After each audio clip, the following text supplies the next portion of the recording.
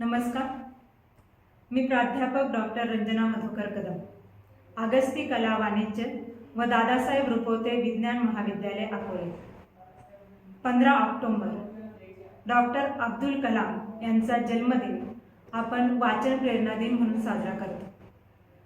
हा कार्यक्रम आमच्या ग्रंथालयाच्या मार्फत दरवर्षी घेतला जातो. यावर्षी मी आह साळुंखे यांचं हिंदू संस्कृती आणि स्त्री हे पुस्तकाचा परिचय करून देणार आहे. आह साळुंखे हे अभ्यासपूर्ण, वास्तववादी, चिकित्सक आणि चिंतनीय मांडणी करणारे सुप्रसिद्ध विचारवंत आहेत. त्यांनी हिंदू धर्माचा, वैदिक संस्कृतीचा अभ्यास करून त्यात स्त्रियांचे शोषण कसे झालेले आहे याचा परामर्श घेतलेला आहे. तसं पाहिलं तर आजही स्त्री आणि पुरुष हे समानतेच्या पातळीवर आलेले आपल्याला दिसून येत नाही. बऱ्याचदा स्त्रिया मागे का राहतात, त्यांच्या मागे राहण्याची कारणे कोणती आहेत, किंवा आपल्या हक्कासाठी त्या पुढे का येत नाहीत, असे अनेक प्रश्न आपल्याला पडलेले असतात. या सगळ्याची मुळं आपल्या हिंदू संस्कृतीमध्ये, त्या धर्मग्रंथामध्ये असल्याचं या पुस्तकामध्ये आह साळुंखे यांनी दाखवून दिलेलं आहे. तसं पाहिलं तर हिंदू संस्कृती ही महान संस्कृती मानली जाते. या संस्कृतीमध्ये स्त्रियांना मानाचं, अभिमानाचं, देवतेचं स्थान दिलेलं आहे. आणि हे जरी खरं असलं तरी पण तिच्यावर जे नियम घालण्यात आले, बंधनं घालण्यात आली, ती कशा पद्धतीची होती याविषयीची मांडणी जी आहे ती अभ्यासपूर्णरित्या आह साळुंखे यांनी या पुस्तकात केलेले आहे. वसिष्ठ, आत्री, पराशर स्मृती, ऋग्वेद, हरित, अथर्ववेद, श्वेतकेतू, याज्ञवल्क्य स्मृती, मनुस्मृती, कौटिल्य, तत्तरीय, महाभारत, रामायण, चरस संहिता असे अनेक संदर्भ त्यांनी यामध्ये वापरलेले आहेत. पुराव्यानिशी त्यांनी या पुस्तकाची मांडणी केलेली दिसून येते. खऱ्या अर्थानं स्त्री आणि पुरुष यापैकी दोन्हीही सारखे असणं खूप गरजेचं असतं. याच्यापैकी एक भाग जरी कमी असला तरी पण तो देश मागे जातो, किंवा त्या देशाची प्रगती म्हणावी तशी होत नाही. आणि मग आपल्या देशामध्ये या गोष्टी किंवा स्त्री मागे राहण्याची कारणं कोणती, तर ती शोधत असताना कारण आपल्याला धर्मग्रंथाकडे वळावं लागतं. कारण आपण धर्म, संस्कृती, धर्मग्रंथ यांना महत्त्वाचं स्थान देत असतो. आणि त्यामध्ये जे नियम सांगितलेले आहेत त्या नियमांचं अनुकरण करत असतो. ते नियम न पाळणं म्हणजे धर्माला विरोध करणं असं मानलं जातं. मग यामध्ये काही मुद्दे हे लेखकाने दिलेले आहेत. तसं पाहिलं तर स्त्री ही जन्मापासून मृत्यूपर्यंत अनेक बंधनामध्ये कशी अडलेली आहे, किंवा अनेक बंधनामध्ये ती कशी सापडलेली आहे, हे ऋग्वेद काळातील जे स्त्री जीवन आहे त्या आधारे आपल्याला समजून घेता येतं. ऋग्वेद आणि अथर्व वेदात सुद्धा स्त्रियांना, म्हणजे स्त्री मुलगी जन्माला यावी यालाच विरोध झालेला दिसून येतो. मुलगा जन्माला आला पाहिजे, अष्टपुत्र सौभाग्यवती भव असा आशीर्वाद दिला जातो. म्हणजे 8-10 पुत्र व्हावेत पण एखादी मुलगी व्हावी असा कोणीही आशीर्वाद दिलेला आपल्याला दिसत नाही. उलट मुलगाच व्हावा यासाठी विविध नियम दिलेले आहेत. विविध मंत्र किंवा विविध उपाय हे धर्मग्रंथांमध्ये सांगितलेले आहेत. त्याचबरोबर स्त्रियांनी, पुरुषांनी काय खावे, कसे राहावे याविषयीचे सर्व नियम इथं दिलेले आपल्याला दिसून येतात. आणि मग हे सगळं करून सुद्धा जर मुलगी झाली तर या सर्व आनंदावर तसं विरजन पडतं. त्याचबरोबर शोकांचं मूळ म्हणजे ही मुलगी कशी असते हे यामध्ये आलेलं आपल्याला दिसून येतं. मुलगा झाला तर मंत्र म्हणून त्याला उचलून घ्यायचं, मुलगी झाली तर मंत्रही म्हणायचा नाही आणि तिला उचलून पण घ्यायचं नाही. म्हणजे मुलीच्या जन्मापासून कशा पद्धतीने विरोध झालेला आहे हे आपल्याला यातून दिसून येतं. उपनयन हा दुसरा संस्कार आहे. उपनयन म्हणजे विद्यार्जनाचा प्रारंभ. ज्यावेळेस आपल्याला विद्या मिळवण्यासाठी गुरुजवळ जावं लागतं आणि मग गुरु शिकून शहाणं करत असतो. मग इथं वैदिक काळात स्त्रियांना बरोबरीचं जीवन होतं, गौरवशाली अशी तिची परंपरा होती, किंवा स्त्रियांना मानाचं प्रतिष्ठेचं स्थान होतं असं जरी सांगण्यात आलं असलं तरी पण याच्यावर जास्त भरोसा आपल्याला ठेवता येत नाही, कारण अतिशय अपवादात्मक पद्धतीने अशा स्त्रिया आढळलेल्या आपल्याला दिसून येतात. इसवी सन पूर्व 500च्या सुमारास होऊन गेलेल्या हरित धर्मसूत्रात स्त्रियांच्या उपनयनाचं महत्त्वाचं वचन सांगितलेलं आहे. त्याच्यामध्ये ब्रह्मवादिनी आणि सद्यवधू असे 2 प्रकार सांगितलेले आहेत. सद्यवधू म्हणजे काय, तर शिक्षण न घेता विवाह करणे किंवा उपनयन कसे तरी उरकून टाकून ते विवाह करणं, हे इथं महत्त्वाचं मानलं गेलेलं आपल्याला दिसून येतं. याच्यामध्ये ज्ञान मिळवणे म्हणून उपनयन नाही, तर ज्या स्त्रीच्या पोटी पुत्र होणार आहे तिचं जर उपनयन झालेलं नसेल तर तो पुत्र शूद्र मानला जायचा, म्हणून तिचं उपनयनाचे संस्कार तरी झाले पाहिजेत, कसं तरी उरकून का होईना पण उपनयन झालंच पाहिजे, अशा पद्धतीची भावना ही असलेले दिसून येते. मात्र ही जी भावना आहे हे 100-200 वर्षात ही गोष्ट सुद्धा हळूहळू बंद पडत गेलेली आपल्याला दिसून येते. ब्रह्मवादिनी याच्यामध्ये उपनयन, आज्ञाधान, वेदाध्ययन, स्वगृही, भिक्षाचार्य या सर्वांचा समावेश होतो. गार्गी आणि मैत्रेयी या दोन्हींचीही आपण नावं घेतो. तसं पाहिलं तर मैत्रेयी ही याज्ञवल्क्याची पत्नी होती, आणि ज्यावेळेस याज्ञवल्क्यानं संन्यास घ्यायचं ठरवलं त्यावेळेस त्यानं पत्नींना सांगितलेलं आहे की जी काही माझी संपत्ती आहे मी तुम्हाला वाटून देतो. त्यावेळेस मैत्रेयी म्हटली की मला ज्यातून आनंद मिळेल, सुख मिळेल असं काय आहे. त्यावेळेस याज्ञवल्क्य म्हटले की तुला ज्ञान घ्यावं लागेल, आणि त्यावेळेस याज्ञवल्क्यानं तिला शिकवलेलं आपल्याला दिसून येतं. गार्गीनं मात्र गार्गी आणि याज्ञवल्क्य यांच्यात वादविवादाच्या फैरी झालेल्या आपल्याला दिसून येतात. आत्मविद्येच्या क्षेत्रात तत्कालीन पुरुषाच्या तोडीस तोड असं गार्गीचं वर्णन आलेलं आपल्याला दिसून येतं. विदेह देशाचा जो राजा आहे जनक यानं बहुदक्षिण यज्ञ केलेला होता आणि मांडलेला होता, आणि त्यावेळेस पांचाल देशातील ब्राह्मण तिथे आलेले होते, आणि या सर्व ब्राह्मणांमध्ये सर्वश्रेष्ठ कोण म्हणून त्यानं जो सर्वश्रेष्ठ असेल त्यांना 1000 गायी आणि त्यांच्या शिंगाला बांधलेलं जे सोनं आहे ते घेऊन जाण्याचा अधिकार दिलेला होता. त्यावेळेस याज्ञवल्क्यानं आपल्या शिष्याला सांगितलं की तू गायी सोडून घेऊन जा, आणि नंतर अनेक ब्राह्मणांनी त्यांना प्रश्न विचारलेले आहेत आणि त्या प्रश्नाचं उत्तर याज्ञवल्क्यानं दिलं, आणि नंतर गार्गीनं प्रश्न विचारायला सुरुवात केलेली आहे, आणि नंतर याज्ञवल्क्य चिडलेला आहे आणि तो म्हटला, हे गार्गी, तू मर्यादेचं उल्लंघन करू नको, नाहीतर मी तुझं मस्तक गळून पडेल. असं म्हटल्यानंतर गार्गी शांत झाली, आणि नंतर पुन्हा तिनं प्रश्न विचारलेले आहेत. नंतर याज्ञवल्क्य जिंकले हे महत्त्वाचं नाही, पण इथे आपल्याला एक प्रश्न पडतो की याज्ञवल्क्यानं गार्गीला अशी धमकी का दिली, आणि ही धमकी दिलेली असताना सुद्धा इतर ब्राह्मण गप्प का बसले. यामध्ये आपल्याला अनेक प्रश्न पडलेले दिसतात, आणि या सर्व प्रश्नांची उत्तरं या पुस्तकामध्ये आपल्याला सापडतात. त्याचबरोबर नियोग हा तिसरा संस्कार जो आहे, एकेकाळी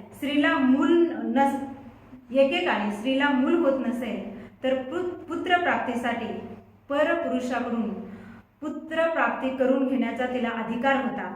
निपुत्रिक पांडूने नियोगाद्वारे कुंतीकडून पुत्रप्राप्ती करून घेतली हा संदर्भ आपल्या सर्वांना माहीत आहे. म्हणजे एकेकाळी वैवाहिक संबंधात लवचिकता असलेली दिसून येते. जर स्त्रीला पुत्र होत नसेल तर इतर पुरुषांकडून तिला पुत्रप्राप्ती मिळत असेल. मात्र श्वेतकेतूनं ही नियोगावर बंधन घातलेलं आपल्याला दिसून येतात, आणि तिथून पुढे स्त्रियांवरची बंधनं अधिक जाचक झालेली दिसून येतात.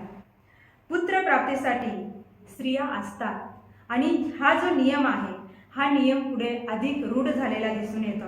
तिचा एकही ऋतुकाळ वाया जाणार नाही, म्हणून तिला ऋतुकाळ येण्या अगोदर तिचं लग्न कसं होईल याकडे लक्ष दिलेलं दिसतं. आणि जो पिता आपल्या मुलीचं ऋतुकाळ येण्या अगोदर लग्न करून देतो त्याला सर्व पुण्य प्राप्त होतात, अशा प्रकारचे धर्मग्रंथ सांगताना दिसून येतात. त्याचबरोबर विवाह करताना काही नियम आणि अटी सांगितलेल्या आहेत. जिला भाऊ नाही तिच्याशी लग्न करू नये. ज्या स्त्रीला सतत मुलीच होतात त्या स्त्रीचा त्याग करावा, किंवा तिच्याशी उपभोग केला नाही तरी पण कोणत्याही प्रकारचं पाप होत नाही.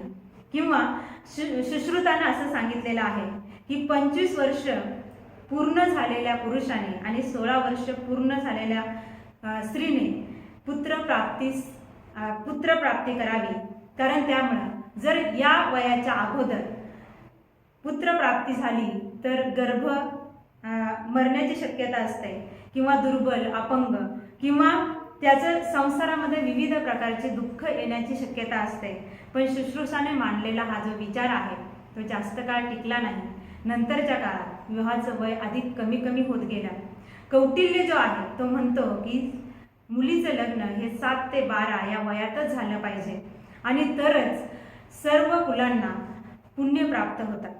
विवाहात पुरुष स्वतःच्या घरी अवतीभोवतीचं जर आपण विवाह बघितला तर याच्यामध्ये आपल्याला काही बदल दिसतात. पुरुषाच्या जीवनामध्ये जास्त बदल दिसत नाही, कारण तो स्वतःच्याच घरी राहतो. अवतीभोवतीचं वातावरण बदलत नसतं, व्यक्ती बदलत नसतात. उलट ही जी नवीन व्यक्ती आलेली आहे ती आपल्या गरजा भागवण्यासाठी आलेली आहे. तसंच ती जर उपयुक्त ठरली नाही, किंवा ती जर या सर्व नियमांना पात्र ठरली नाही तर तिचा त्याग करण्याचा अधिकार सुद्धा होता. मात्र स्त्रीचं जीवन हे पूर्णपणे बदललेलं आपल्याला दिसून येतं. विवाहानंतर आई वडिलांसाठी ती मेली अशा प्रकारची भाषा वापरली जाते. छोट्या जीवनात प्रचंड क्रांती झालेली दिसून येते. नवीन माणसं, नवीन वातावरण यामध्ये आपण रुजू की नाही ही तिला चिंता असते. नव्या वातावरणामध्ये रुजण्यासाठी तिचा आटापिटा चाललेला असतो, आणि एवढं करून जर आपण रुजलो नाही तर आपला त्याग होणार ही भीती कायम मनामध्ये असते. एकंदर विवाह हे सुद्धा तिच्यासाठी सुरक्षित नाही. एकीकडे पित्याच्या घरी तिचा अधिकार नाकारला जातो, आणि पतीच्या घरी सुद्धा तिचा अधिकार तिला जो मिळाला पाहिजे तो मिळत नाही, असं आपल्याला धर्मग्रंथातून दिसून येतं. तसंच पतिव्रता ही जी गोष्ट आहे याला जास्त महत्त्व आपल्या संस्कृतीमध्ये दिलं जातं. पती कसाही असला, मग तो रोगी असो, नपुसकला असो, बहिष्कृत असो, अपंग, विरूप, दुष्ट कसाही असला तरी त्याला देव मानून त्याची सेवा आपण केली पाहिजे. आणि जर त्याची सेवा केली नाही तर स्त्री ही सर्पिण होते, किंवा पुन्हा पुन्हा विधवा होते, अशा पद्धतीचे नियम सांगितलेले आहेत. त्याचबरोबर जो पती मिळाला तो आपल्या पूर्व जन्माच्या पुण्याईनं किंवा पापानं मिळालेला असतो, आणि त्यामुळे त्याची सेवा करणं हेच आपलं उद्दिष्ट असतं, हे यातून स्पष्ट झालेलं दिसून येतं. तसं स्त्रियांचं दैनंदिन आचरण कसं असावं तर तिनं सर्वात अगोदर उठावं आणि सर्वात लेट झोपावं. दासी म्हणून तिनं घरामध्ये वावरावं. नवऱ्याच्या आधी कधीच जेवू नये. त्याचबरोबर मोठ्यानं बोलू नये, आणि जी स्त्री अप्रिय बोलेल तिला घरातून हाकलून द्यावं. तोंडावर हात ठेवल्याशिवाय हसू नये. पतीच्या आवडीनिवडीनुसार तिनं त्याला जेवण वाढावं, घोट्यापर्यंत वस्त्र घालावेत. पतीपेक्षा उंच आसनावर बसू नये. त्याचबरोबर कमी आहार घ्यावा. आणि तत्तरीय असं म्हणतो की नरेंद्रिय स्त्री कशी असते तर नरेंद्रिय असते, म्हणजे इंद्रिय रहित असते. पुरुषांची जी इंद्रिय ती स्त्रियांची असतात, तिला स्वतंत्र कोणतंही स्थान नसतं. त्याचबरोबर तिची रक्षा करावी असं म्हटलं जातं, म्हणजे स्त्री ही दुबळी असते शरीरानं आणि आर्थिकदृष्ट्या सुद्धा. पण ती सक्षम व्हावं यासाठी नियम नाही, तर तिचं रक्षण कसं करावं तर तिच्यावर सतत नजर ठेवावी, कारण ती विषयासक्त असते, मनाने चंचल असते. स्नेहाचा अभाव तिच्यामध्ये असतो. काम, क्रोध, कुटिलता, द्रोह, दुराचार हे सगळे विकार तिच्यामध्ये असतात. मूर्तिमंत असत्य याचं ती प्रतीक असते. खोटं बोलणारे असते, फसवणारे असते. गाढव, नगारा, दासी, गावंढळ पुरुष, स्त्रिया यांना काठीनं मारून त्यांचा भोग घ्यावा असं धर्मग्रंथात सांगितलेलं आहे. गुप्त मसलतीमध्ये स्त्रियांना घेऊ नये. तिच्यामध्ये किती वाईट गुण असतात याविषयी उदाहरण देताना ते म्हणतात, जर एखाद्या पुरुषाला 1000 जिभा असतील आणि त्याला 100 वर्ष आयुष्य मिळालं, या 1000 जिभांनी 100 वर्ष स्त्रियांचे दुर्गुण सांगण्याचा प्रयत्न केला तरी तो 100 वर्ष पूर्ण झाले तरी पण ते दुर्गुण संपणार नाहीत. अशा पद्धतीने स्त्रियांच्या दुर्गुणाविषयीची चर्चा केलेली आपल्याला दिसून येते. एकंदर ती अस्थिर असते. तिला सतत सेवेमध्ये गुंतून ठेवावं, तिला कोणत्याही प्रकारचं स्वातंत्र्य देऊ नये असं इथं सांगितलेलं आपल्याला दिसून येतं. तसंच वंधत्व हे पण स्त्रीच्या दृष्टीनं प्रचंड क्लेशकारक असलेलं आपल्याला दिसून येतं. ज्या स्त्रीला मूल होणार नाही त्यानं दुसरं लग्न करावं. त्याचबरोबर कुटुंबात, समाजात तिला तुच्छतेची वागणूक मिळत असते, तिचा तिरस्कार होत असतो, तिची अवहेलना केली जाते आणि तिला कोणत्याही मंगल कार्यात घ्यायचं नाही. जनावरांच्या गोठ्यात जाण्याचा तिला अधिकार नसतो. पेरणी लावणी करण्याचा तिला अधिकार नसतो. हे सगळं बघितल्यानंतर स्त्रियांच्या बाबतीत धर्मग्रंथामध्ये काय टिपलेलं आहे हे बघितल्यानंतर स्त्रिया मागे राहण्याची कारणं कोणती हे आपल्या लक्षात येतात. जर पती प्रवासाला गेलेला असेल तर त्या पतीनं प्रवासाला जाण्याआधी सर्व व्यवस्था करून ठेवावी आणि जर खर्चाची व्यवस्था केलेली नसेल तर तिनं शिवणकाम करून आपला उदरनिर्वाह करावा. कुणाच्या घरी जाऊ नये, हसू नये, उत्साहात भाग घेऊ नये, अलंकार घालू नये. पती प्रवासावरून आल्यावर तिनं वेणी सोडावी, म्हणजे तो प्रवासाला जाताना जी वेणी तिनं घातलेली आहे तो प्रवासावरून आल्यावर तिनं ती सोडावी. चेहरा निस्तेज असावा, दिनवाना असावा आणि तिच्याकडे कोणी पाहिल असं वर्तन तिने करू नये. त्याचबरोबर इथे एक गोष्ट मात्र आपल्या लक्षात येते की पूर्वीच्या काळामध्ये ज्या स्त्रियांवर बलात्कार झाले त्या स्त्रिया दोषी नाहीत हे ठरवलेलं आहे. उदाहरणार्थ वशिष्ठ नावाचे जे अभ्यासक आहेत ते म्हणतात की बलात्कार झालेली स्त्री ही निर्दोष असते, तिचा त्याग करू नये, ऋतुकालानंतर ती पवित्र होते. अत्री म्हणतो ती मंत्राने स्वच्छ होते, तर पराशर म्हणतो की बलात्कार करणाऱ्या पुरुषाचा वध करावा. तर बृहस्पती म्हणतो बलात्कारानंतर जर तिला गर्भधारणा झालेली असेल तर पुत्र जन्मल्यानंतर ती स्त्री शुद्ध होते. याच्यामध्ये कुंती, माधवी, सत्यवती यांची उदाहरणं आलेली आपल्याला दिसून येतात. मात्र या ऋषींनी जो उमदेपणा दाखवलेला आहे तो जास्त काळ टिकलेला आपल्याला दिसून येत नाही. थोड्या दिवसामध्ये स्त्रियांवरची बंधनं ही जाचक झालेली किंवा होत गेलेली दिसून येतात. या स्त्रियांवर इतरांनी बलात्कार केले तरी त्याच्यामध्ये स्त्रीच कशी दोषी आहे हे नंतरच्या काळामध्ये जास्त बंधनकारक होत गेले. तसंच विधवा जीवन हे किती नरक समान असतं हे सांगण्याचा प्रयत्न केलेला आहे. तिनं विधवा स्त्रीचं तोंड पाहू नये किंवा तिनं ब्रह्मचार्याचं पालन करावं. तिच्या बाबतीत अतिशय क्रूर असे नियम होते. तिला जगण्याचा अधिकार नव्हता. तिच्या वाट्याला फक्त तुच्छता, तिरस्कार, लाचारी, हलापेष्टा आणि उपासमारी येत होती. त्याचबरोबर रामायणामध्ये असं म्हटलेलं आहे, सर्वात भयंकर भय स्त्रीला कोणतं असेल तर विधवा होणं. कारण पुनर्विवाहाची परवानगी तिला नव्हती. तिला हळूहळू शरीर सुकवावं लागून मृत्यूला जवळ करावं लागत होतं किंवा परपुरुषाचं नाव सुद्धा तिनं घेऊ नये अशा पद्धतीची बंधनं घालण्यात आली होती. मात्र जसं स्त्रियांवर बंधनं होती तशी पुरुषांवर बंधनं असलेले आपल्याला दिसून येत नाही.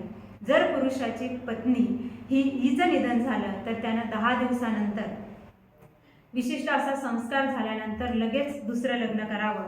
एक पत्नी हयात असताना दुसरं लग्न करण्याची त्याला परमिशन होती. सती जाणारी स्त्री ही अखंड सौभाग्यवती असते अशा पद्धतीचे नियम घातलेले आपल्याला दिसून येतात. त्याचबरोबर ही जी विधवा आहे ह्या विधवेला कोणत्याही प्रकारचे अधिकार नव्हते. मृतवत जीवन तिला जगावं लागत होतं आणि हे सगळं बघितल्यानंतर धार्मिक बाबतीत सुद्धा तिला कोणत्याही प्रकारचा अधिकार नाही. फक्त पुरुषाच्या बरोबर ती बसलेली असते. तिनं स्वतंत्र यज्ञ करायचा नसतो, श्राद्ध उपवास करायचा नसतो, तसंच तिला होम करण्याचा अधिकार नसतो. त्याचबरोबर कोणताही विधी करण्याचा अधिकार नसतो. जे काही ती करेल ते पतीच्या परवानगीने केलं तर त्याला काही प्रमाणात मान्यता मिळते. म्हणजे धार्मिक बाबतीत तिचे सर्व अधिकार काढलेले आपल्याला दिसून येतात. आर्थिक बाबतीत सुद्धा ती परतंत्र असलेले दिसून येते किंवा परावलंबी असलेले दिसून येते. पुरुषांच्या संपत्तीचा एक भाग म्हणून तिच्याकडे पाहिलं जातं. तिला पणाला लावलं गेलं हे आपल्याला महाभारतामध्ये दिसतं. युधिष्ठिराने द्रौपदीला पणाला लावली होती, म्हणजे ती संपत्तीचा एक भाग म्हणून. स्त्रीला धनाचा अधिकार नाही, माहेरी पण तिला तो अधिकार नसतो आणि सासरी पण तो अधिकार नाही. स्त्रीनं स्वतःची संपत्ती सुद्धा नवऱ्याला विचारूनच खर्च केले पाहिजे आणि तिला साक्ष देण्याचा अधिकार नाही. हे सगळं बघितल्यानंतर स्त्रीला खरंच प्राचीन ग्रंथामध्ये, धर्मग्रंथांमध्ये आदराचं स्थान होतं का हे, आणि आजच्या काळातही स्त्री एवढी मागे का राहते याची अनेक कारणं ह्या पुस्तकामध्ये साळुंखे यांनी अतिशय अभ्यासपूर्णरित्या देण्याचा प्रयत्न केलेला आहे. ज्यावेळेस आपण हे पुस्तक वाचतो त्यावेळेस आपल्या लक्षात येतं की लहानपणापासून आपल्यावर जे संस्कार केले जातात, जे बिंबवलं जातं धर्माच्या नावाखाली, पाप पुण्याच्या नावाखाली, देवाच्या नावाखाली जे आपल्यावर संस्कार केले जातात ते आपल्याला खरे वाटतात, त्यानुसारच आपण वागण्याचा प्रयत्न करतो, राहण्याचा प्रयत्न करतो. पण खऱ्या अर्थानं आज गरज आहे ती धर्मग्रंथ पुन्हा चालण्याची, त्याच्यामध्ये जे स्त्री आणि पुरुषाला घातक आहे ते काढून टाकण्याची आणि समानतेनं स्त्री पुरुषांना वागण्याची. कारण स्त्री आणि पुरुष हे दोन्ही समान चाकं आहेत किंवा दोन्ही समान अंग आहेत. याच्यामधला कोणतंही अंग वरचढ झालं तर देशाला त्याचा फटका बसत असतो. दोन्ही अंग समान पाहिजेत. दोघांनीही एकमेकांचं जीवन सुखी करण्यासाठी प्रयत्न केला पाहिजे. एकमेकांवर अधिकार गाजवण्यापेक्षा एकमेकांना समजून घेऊन, विश्वासात घेऊन समानतेचं राज्य खऱ्या अर्थानं निर्माण केलं पाहिजे, हीच अपेक्षा या पुस्तकातून व्यक्त झालेली आपल्याला दिसून येते. एकंदर नव्यानं विचार करणं कसं गरजेचं आहे, धर्मग्रंथांची चिकित्सा करणं कसं गरजेचं आहे, हे या पुस्तकातून साळुंखे यांनी अतिशय उत्कृष्टरित्या मांडण्याचा प्रयत्न केलेला आहे. अतिशय वाचनीय आणि विचार करायला लावणारं असं हे पुस्तक आहे. एवढे बोलून मी थांबते. धन्यवाद.